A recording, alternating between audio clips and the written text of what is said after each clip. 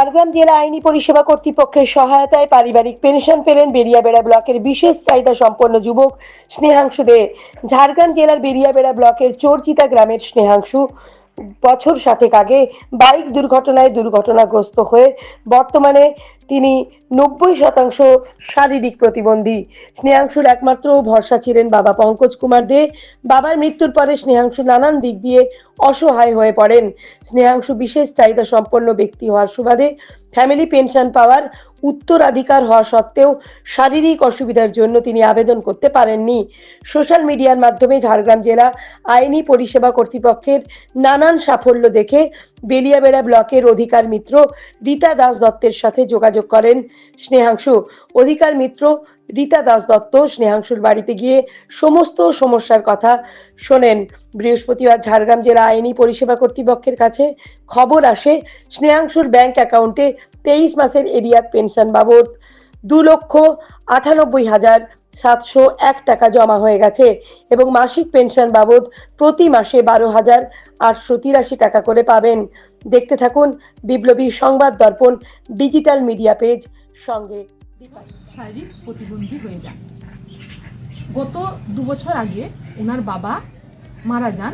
বাবা ছিলেন প্রাইমারি শিক্ষক, তো উনি পেনশন পাওয়াকালীন মারা যান এবং ওনার মা ওনার বাবার আগেই মারা যান। তো যেহেতু উনি শারীরিক প্রতিবন্ধী, সেই সূত্রে ওনার বাবার ফ্যামিলি পেনশন পাওয়ার প্রাপ্য ইনি ছিলেন। কিন্তু যেহেতু উনি 90% শারীরিক প্রতিবন্ধী, ওনার পক্ষে এই পেনশনের জন্য যে কাজ করার প্রয়োজন বা যে প্রসেস আছে ওনার পক্ষে কোনোদিনই সম্ভব হয়ে ওঠেনি, যার জন্য উনি এই কাজটা করে উঠতে পারেননি। এবং জেলা আইনি পরিষেবা কর্তৃপক্ষের নানান কাজকর্ম সমাজ মাধ্যমে জেনে উনি আমার সঙ্গে যোগাযোগ করেন। তারপর আমি আমাদের জেলা আইনি পরিষেবা কর্তৃপক্ষের সচিব তথা বিচারক ম্যাডামের কাছে ব্যাপারটা জানাই। উনারকে জানানোর পর ইনি একটা লিখিত আবেদন করেন আমাদের বিচারক ম্যাডামের কাছে।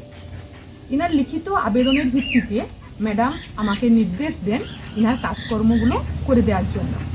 তো এই পেনশন পাওয়ার জন্য প্রথম থেকে শেষ অবধি যা প্রসেস পুরোটাই আমাদের জেলা আইনি পরিষেবা কর্তৃপক্ষ থেকে এনাকে সম্পূর্ণ বিনামূল্যে বাড়িতে বসে আমরা এই পরিষেবা দিয়েছি।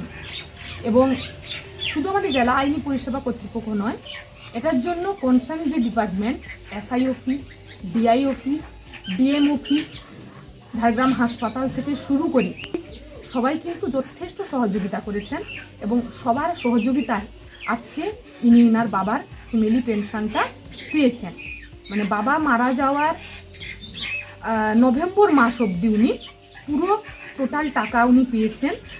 অ্যামাউন্ট হচ্ছে 2,98,701 টাকা এবং এই ডিসেম্বর মাস থেকে উনি প্রত্যেক মাসে পাবেন 12,843 টাকা। তো এই কাজটা সবার সহযোগিতায় এবং আমাদের জেলা আইনি পরিষেবা কর্তৃপক্ষের সহযোগিতায় এনার জন্য আমরা করতে পেরেছি এবং এইরকম একজন বিশেষ চাহিদা সম্পন্ন ব্যক্তির কাছে থাকতে পেরে আমরা খুবই খুশি। জেলা আইনি পরিষেবা কর্তৃপক্ষ এর বর্তমান সচিব তথা বিচারক রিহা ত্রিবেদী মহাশয়া আমাকে আজকে নির্দেশ দেন যে আমি ব্যাংক থেকে অ্যাকাউন্ট স্টেটমেন্ট নিয়ে যাতে ইনার বাড়িতে ইনার এই খবরটা ওনার যে পেনশন চালু হয়ে গেছে ওটা এসে জানিয়ে দিই। তো আজকে এসে অ্যাকাউন্ট স্টেটমেন্ট নিয়ে আজকে ওনাকে আমি জানিয়ে দিলাম যে ওনার বাবার যে পেমেন্ট